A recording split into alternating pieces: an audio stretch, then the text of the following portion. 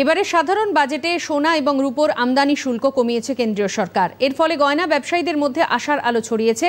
একই সঙ্গে সুদিনের আশা করছেন সোনা রূপোর কাজে নিযুক্ত কারিগরেরা।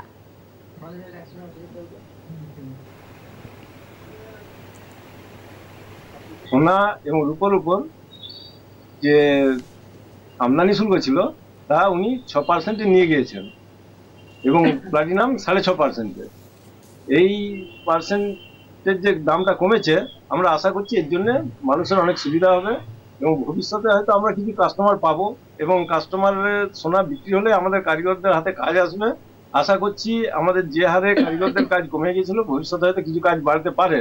কিন্তু আরো ব্যাপার আছে, যদি এই সোনার দামটা 40 থেকে 50 হাজারের মধ্যে রাখা যায়, তবেই হয়তো কারিগরদের ভবিষ্যৎ আরো ভালো হতে পারে।